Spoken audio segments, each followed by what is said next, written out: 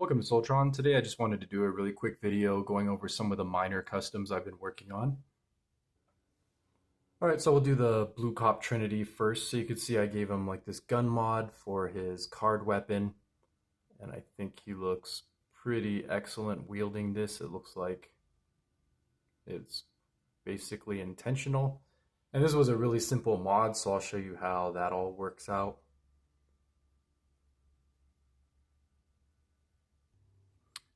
Alright, so here's his giant gun, and of course this is made of a combination of his wings and his sword accessory. So it's very simple. It's got these little Lego joints right here. I used 3 of them. And the middle one's just basically as a spacer to connect them. And then it just slides in. I cut very tiny grooves right here in the sword, just so this slides in. So gravity does a lot of the work here. It's not really pegged in securely, but it just slides in right there. And that's it. That's the only modification to the sword. You can see it still transforms just fine. It's still going to become a sword. No problem there. And then you can see that's where the little groove is. So it's very non-invasive. It's like 1 millimeter of cutting. It's very simple. So that's it. That's the only modification that needs to be done to the sword. For the wings, I had to do a couple little things. So to separate these, you can see it pegs together here because of the Legos. And then it's got an acrylic rod here. So that's easy. You just drill a 5 millimeter hole there and there. And then that's just going to help keep it supported and stable. And then here you can just insert the ball joints right there. That's a 3 millimeter hole and another 3 millimeter hole there. I think that's actually where the screw was. So that just saved me a little bit of drilling. And that's it. And then neither of these are an issue for the vehicle mode because they're out of the way and there's a lot of hollow area. So you can still transform into vehicle mode without removing any of those. So that's it for this gun mod. Very simple. Oh yeah, and if you didn't know, the wings can just peg right back here. They just click right back into place. It's not an issue at all. Very simple. All right, and then here he is in bus mode, and you can see there's the acrylic rod. It's just there, and then there's the 2 ball joints right there. There's plenty of space. Not an issue. Very easy mod. Next up, we have Legacy Cybertron Hot Shot. And the thing that really, I think this is a fairly good figure all in all, but the thing that really bothered me on this guy was his forearms. They're very short and stumpy, and it didn't really make sense to me why. So you can see I lengthened his forearms right here, because originally they were just like that long. So he's got much longer forearms. And the other thing I did was I pushed his face a little bit more forward. I cut his whole face off and bumped it a little bit forward so it'd be a little bit more visible and not as buried in his helmet. And then I added some little clear orange, clear yellow paint apps, which made almost no difference, just to try to make this a little bit more clear looking. And also takes away a little bit of the green kind of tint that the yellow parts had. But you could see his face is a little bit more forward facing, so when his face is turned, it's not buried in his helmet. It's slightly more visible. It's still shadowed a lot by his helmet, but you can see it's a little bit more clear. And I think I don't know if it's a good mod because it kind of makes his face look a little fat, but the forearm mod I would definitely recommend. It was a bit of a pain, but I think it's worth it to have him have forearms that aren't just like skinny and stumpy. I think they turned out quite nicely. He looks better proportioned when you put his arms out to the side, because yeah, before his elbow was basically right here where this black piece is. That's where his elbow was. So his arms would have been like, that would have been how long his forearm was before, like that length.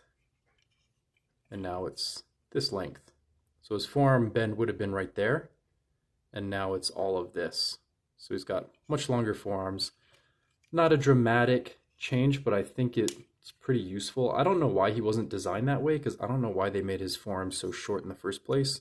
It was very distracting to me. I think this looks much better, and then I filled in like these little gaps here sloppily with some polyplastic. But you can see what I did. It's just a Lego joint right there. One of those Lego ball joints I use all the time for small customs. And then the rest of the piece is actually embedded inside his forearm. So it required very little to work with. And then some polyplastic up here is filler. And some down here is filler. And this guy transforms just fine. All right, and then here he is transformed. You can see there's absolutely no difference. There might be a little gap here just because my little mod, but it doesn't really make a difference. And you can see everything fits just fine this way, and he has the same articulation. So no idea why they decided to make his forearm so small. Very pointless. All right, and then the final mod here is Thundertron.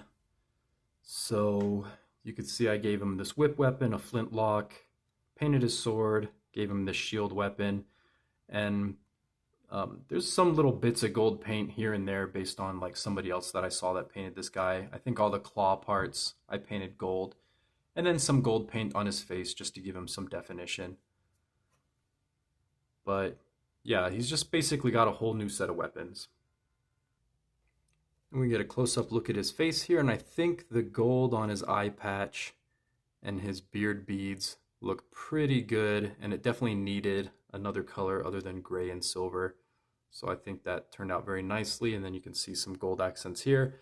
I didn't quite color match it correctly. It's a little more coppery than the actual gold, but it's pretty close. I'm satisfied with that. So as far as his weapons go, he's got obviously this whip that's made from his tail, and it's got this nice gold piece at the end of it to do extra damage. And then he's got this very cool pointless shield that's got a bunch of holes in it, but you can see he looks pretty cool just wielding this, and then he can just throw those away. And the shield has a ball joint, so you can hold it a variety of different ways. You can even peg on to the forearm if you wanted to, which is, I don't know, always been very pointless to me, but people like that, I guess. So you can have a forearm shield. I think it looks better in his hand. And then he's got his musket here, which has got the little ball joint here. And you might recognize this gun from Energon Wheeljack from eons ago. I just happen to have a bunch of these spare guns that I always kept for customs like this. And I think that makes a really good looking flintlock pistol. The handle's a little high, but whatever. It gets the job done. So there's that. And then finally his sword is just painted in a silver, and then I went over it in a clear blue. Oh, and then I gave it, of course, this little peg here so you can peg it onto his hip, which feels like is very necessary. And that's it. Pretty simple mod on this guy too. And oh yeah, I actually did one other special thing that's not visible. I gave his, I'm going to call this a lion because he's got this giant mane around his face. I refuse to call this a wolf. But I gave his lion head articulation, so now it's on, you can see it's on this ball joint here. So now he can turn and look up, down, side to side. So I'll get him in beast mode. And while I'm transforming him, you can see his shield just pegs in there still. And then I had to make this hole here, and that's where his lion tail is going to peg in. So he can do it that way, or I guess you can flip it this way, so it's more active looking. And then there's enough space for this ball joint. We just peg that in up here. And I like to lengthen his body out a little bit, so sometimes I just peg this into the second set of holes. That makes it a little bit longer. You can see he's basically coming together. Another thing I did was I trimmed all this plastic here, and that allows his forearms to basically get right up in that area, because it's I'm gonna try to hide it with the beast mode head as much as possible. It's basically gonna end up somewhere like that. All right, so here's this mode. Yeah, it looks awkward, but that's more like Hasbro's fault than mine. That's just kind of how they designed him. Yeah, these forelegs are just too stumpy, so I just make him stand on his tiptoes. And I did do a kind of thing here where this shoulder pad can compress better, and I didn't do it with this one. This is usually how it rests, so it just makes him look a little less blocky from the front. And then the cool thing is, of course, he can turn his head, look side to side a little bit. This blue plastic kind of gets in the way. I guess I could shift this back, but you get a full head turn.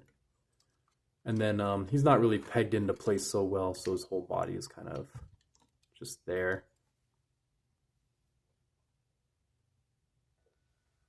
So there's a 360 look at him. I think he's slightly more passable. Let me adjust this. There. Is it a perfect fix? No. I think his beast mode head should still be a little bit higher up, and then of course the front feet are a real issue.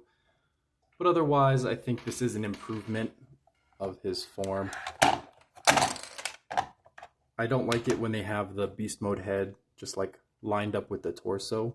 I think it's better when the head is like elevated up here basically. But you can see it kind of like falls apart, so there's not a lot you can do to work with this. Maybe if this was connected up here or something. If it had a double joint, it would look a little bit more majestic with his head raised up instead of way down here. Crunch down here, it looks better up here, right? That looks a lot more natural. But yeah, so those are those customs. Hope you enjoyed that. Remember to look at my sales link, and I'll see you in the next one.